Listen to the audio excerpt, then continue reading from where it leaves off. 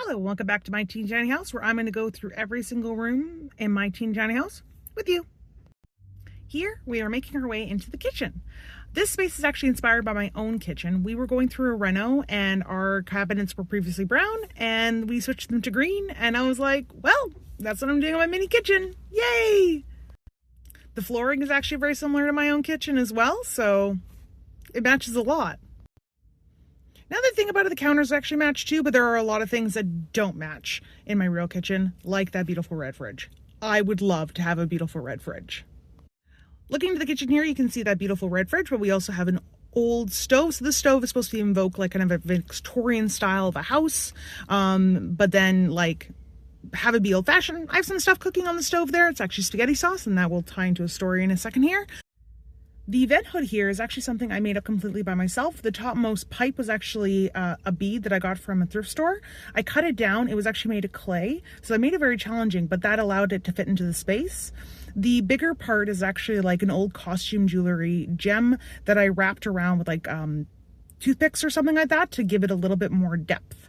I was very proud of how this came out because I feel like it really invoked the feeling that I wanted in this kitchen. In this one, you can see I have the half wall moment. This is made entirely with paper and cardstock. Unlike what I did previously with my guest room, this saves a lot of space. Looking closely here, I do have a 3D printed clock and shelf that are embellished with seed beads or nail art beads. I also added a tiny towel there. It's on a little ring. I think it's really cute. Here you can actually see a little bit of spaghetti on the plate with a little bit of spaghetti sauce on top. Love that. I have an apple and some cheese and I think a bit of a pepper there. I have a bowl of apples. Apparently I was really into making bowls of apples in this early phase of the project. A bowl of apples there. I guess the story here is I love spaghetti. It is my favorite food of all time. Like, love homemade spaghetti.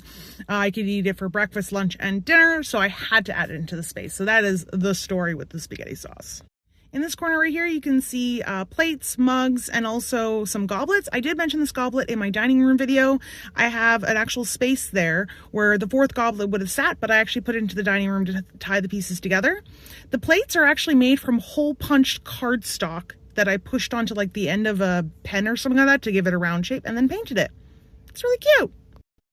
Also, that decoration is a rose. I love roses. Thought it'd be really cute, but it's huge in comparison to everything else, so it kind of stands out, but I still like it. Much like my other spaces, we can't not talk about the lighting. I have two ceiling lights here, and then I also have a third that is in the vent hood, which is very similar to what you'd actually get in a real kitchen.